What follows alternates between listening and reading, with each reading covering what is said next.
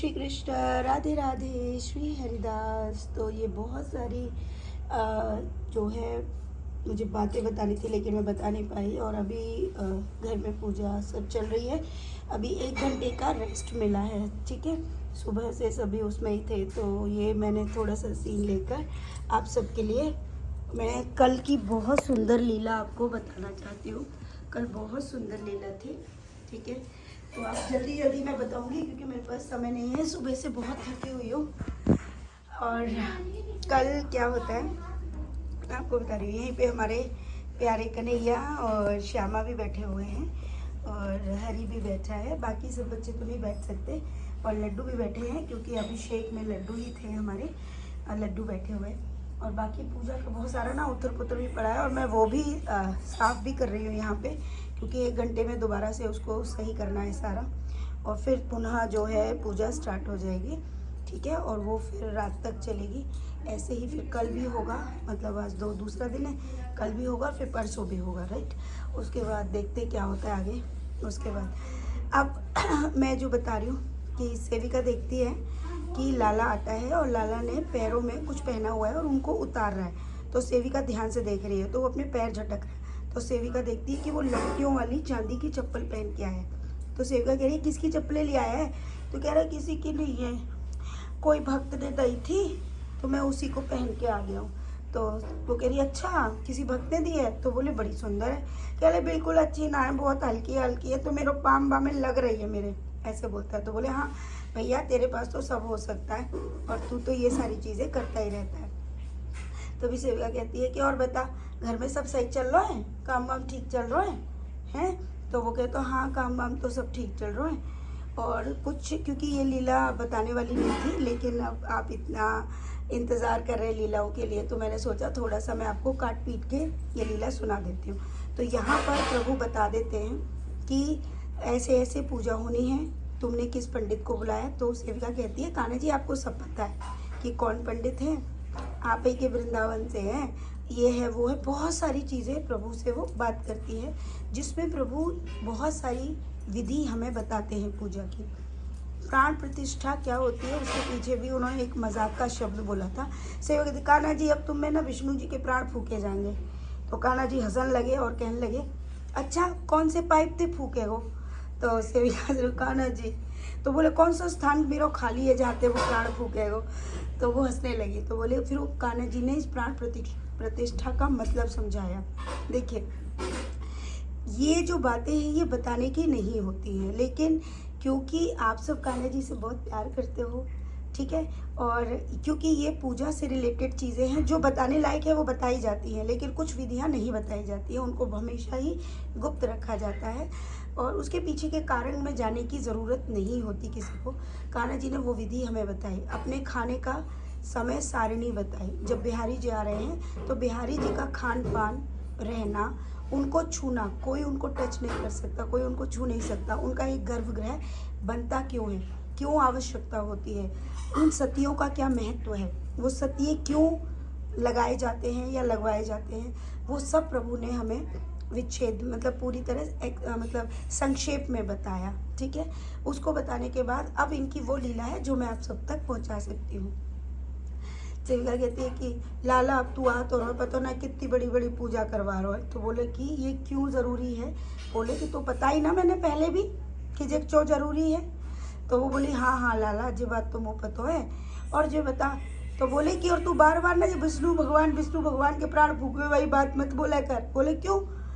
पंडित जी तो ऐसे बोलते हैं कि विष्णु भगवान की वो प्राण फूके जाते। बोले फूके ना जा पागल, मैं तो बता रहा हूँ कि जे का हो तो है कि सारे के ये सारी चीज़ के पीछे कारण ये होता है कि एक बार कहा हुआ, बोले तो गोपी की बात याद है का? बोली कौन सी? बोली एक पोत ना ऐसी मेरी गोपी बोली कि हमाओ कन्हैया भगवान है का उन्हें कह रही। तो मैंने कहा करो बहुत सारे हाथ लगा के, मतलब मैंने अपना जो रूप है तो विष्णु भगवान को वो हाथ लगा के मैंने गोपी के सामने ठाड़ो है वो। तो हमारी गोपी पता का बोली? बोली का बोली? बोली कह रही जे कारे ढोंग करके ठाड़ो है वो है बहरूपिया बन के कहा है वो कन्हैया, हमारा तो वो 2 हाथन वाव कन्हैया ही अच्छा लगता है, ठीक है ना, हमें ना चाहिए कोई विष्णु। तो बोले ऐसो है मेरे ब्रज को प्यार, समझ गई, जाए मार तू कृष्ण कृष्ण बोल, बार बार विष्णु भगवान मत बोल, अब मैं हूँ आ जाऊँगा, पता चले विष्णु भगवान हुआ जाए। तो सेविका हंसने लगी, बोले अच्छा कान्हा जी ऐसा कुछ होता है। बोले अरे एक और लीला ना है तू भूल गई। बोले कौन सी। एक बहुत गोपीन कही कि तू भगवान है, चले मैं बैकुंठ घुमाएला। तो बोले मैं घुमावे लगो। अब माठिया विष्णु जी तो सो रहे, तो वो कह रहे बैस तो यहाँ शांति है पर जी तो सोते ही रहते हैं, मुझे आनंद ना आ रहा, वो तो वो अपना नटखटवाओ कन्हैया चाहिए, समझ गई। तो ऐसी तुम अपने कन्हैया में खुश रह जाओ, जिब बात मत कर, जिनको आवाहन चौ करो जातो है वो बताई।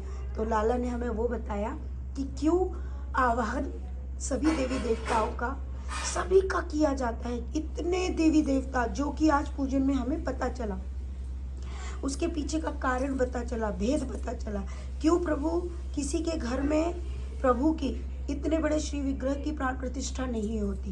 प्रभु ने ये बताया।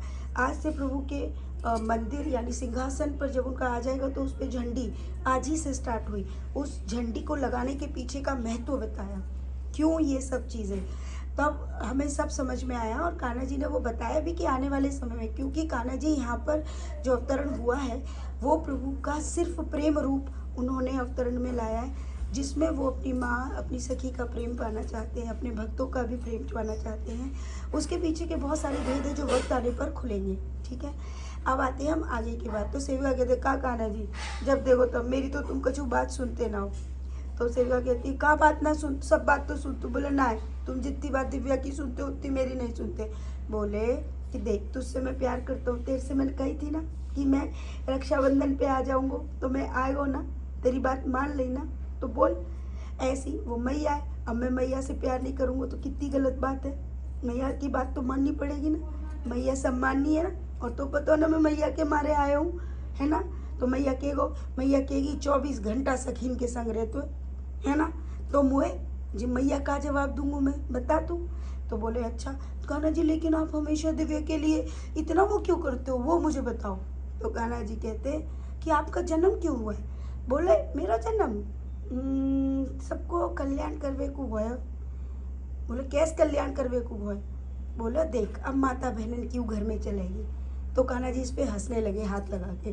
सेवक ने कान्हा जी बताओ। तो कान्हा जी थोड़ा गुप्त तो रुक जा, मैं तो थोड़े दिन पीछे बताऊंगा। और कान्हा जी इस बात पर हंसने लगे, लेकिन उन्होंने इस बात को नहीं खोला। जब खोलेंगे तब मैं आप सबको ज़रूर बताऊंगी। फिर सेविका ने अगर अलग से बात को आगे बढ़ाया। सेविका कहने लगी कान्हा जी मुझे ये बताओ कि फिर आप बताओ, आप अभी दिव्या की बता रहे थे ना, क्या रिश्ता है आपका ऐसे। तो सेविका बताती है। तो कान्हा जी कहते हैं देख मेरा जन्म वो पहले भी मेरी मैया थी, आज भी मेरी मैया है, और 1000 वर्षों बाद भी जब मेरा जन्म होगा वही मेरी मैया होंगी। तो सेविका क्या बोल रहे हो कान्हा जी, क्या वो आपकी मैया हमेशा से थी। बोले हाँ वो ही मेरी मैया थी। तो मैं आपको कल की ये जो लीला है, अगर मैं संक्षेप में लीला बताती तो शायद आपको आनंद आता, लेकिन क्योंकि मुझे इतना काटना पीटना पड़ रहा है कि मैं आपको वो चीज़ नहीं बता पा रही हूँ। लेकिन ये लीला बताने के पीछे का कारण मुझे नहीं पता, ना मैं इसका रहस्य जानती हूँ, ना मैं कुछ जानती हूँ, ना मैं चमत्कार, मैं कुछ नहीं जानती, मैं बहुत साधारण हूँ। आप समझ रहे हो, मेरे लिए मेरे लाला का प्रेम ही सबसे बड़ी बात है, उसकी आज्ञा मानना ही मेरा कर्म है, बस ठीक है। बाकी ये क्या है ये प्रभु जाने, मैं सिर्फ उसकी जो लीला है उसको मैं आप तक पहुंचा रही हूँ। जहाँ वो मना करता है उसको भी मैं थोड़ा बहुत आप तक पहुंचा देती हूँ। अब इसके पीछे का भेद याद करो कि जब सोना को सुदेवी जी ने उसका भविष्य या उसका पिछला जन्म बताया था, ठीक है। हाँ बहुत से लोग इन चीज़ों को मानते नहीं है ना, लेकिन मानने के लिए मैं भी नहीं मानती थी, लेकिन अब मैं मानती हूँ। उसका कारण अब इतना कुछ मेरे सामने है, फिर भी ना मानूँ तो मुझसे बड़ा मूर्ख कोई हो नहीं सकता, है ना। तो प्रभु ने उस चीज़ को समझने लायक वो कृपा मुझ पर की, जिसके कारण मैं समझ पाई। तो सुदेवी जी ने सोना को कहा था कि तेरा जन्म इस गांव में हुआ था, वो क्या थी आज। तो उन्होंने कहा था कि तुम दिव्या के बारे में बताओ। तो उन्होंने कहा था दिव्या के बारे में बस इतना ही बता सकती हूँ कि वो पहले भी ब्रज में थी और उससे भी कुछ पाप हुआ था, ठीक है, जिसके कारण अनंत जन्म होते रहे हैं सबके। लेकिन इसका पूरा राज तो सिर्फ कृष्ण ही बता सकते हैं, उसका जो बताने का दायित्व है वो सिर्फ कृष्ण के पास है और कोई नहीं। ठीक है। इसके बाद जब दाई माँ आई तो दाई माँ ने ये कहा कि हर बार जन्म कराने मैं ही तो आती हूँ, है ना। आज लाला ने कहा कि पहले भी जन्म मतलब यही मेरी मैया थी, आज भी मेरी मैया है, और 1000 वर्षों बाद भी अगर मेरा जन्म होता है तब भी ये मेरी मैया होंगी। तो ये बात मुझे कुछ समझ नहीं आती अगर एक भक्त के कमेंट को मैं ना पढ़ती, ठीक है। ये सब कैसे हो रहा है? ये कोइंसिडेंस एक बार हो सकता है, बार बार नहीं। जैसे कि हमारा लाला 28 तारीख को आया है, सारी दुनिया को पता है, मतलब जो लोग वीडियोस देखते हैं, राइट। लाला ने कहा मैं जन्माष्टमी के दिन ही दर्शन दूंगा, ठीक है। मेरे को तो पता ही नहीं, हम तो अपने काम में लगे। एक भक्त ने कल वो पूरी चीज़ संक्षेप में लिखी हमारे दूसरे नंबर पे, और उसमें ये बताया कि लाला का मुख 11वें दिन ही दिखाया गया था। मुख दर्शन होता है किसी भी बालक का, और लाला का 7 तारीख को 11वां दिन है। इसके पीछे का क्या राज है, क्या लॉजिक है, मैं नहीं जानती। जिसको जो समझे, मुझे कोई फ़र्क नहीं पड़ता। आज जो लाला ने कहा, मैं बार बार कह रही थी कि लाला तू मेरा पिछले जन्म बता। उससे 2-3 लीलाएं मेरे जन्म की पिछली हो चुकी हैं, जिसमें कि लाला ने मुझे मैया संबोधन किया। मुझे नहीं पता ये क्या है, बस मैं इतना जानती हूँ, उसका मुझे मैया कहना यही मेरे लिए, मेरे उद्धार का, मेरी मुक्ति का, मेरे प्रेम का, यही बात बस बहुत है मेरे लिए, बस। तो बहुत सारा प्रेम आप सबके लिए। राधे राधे। श्री हरिदास।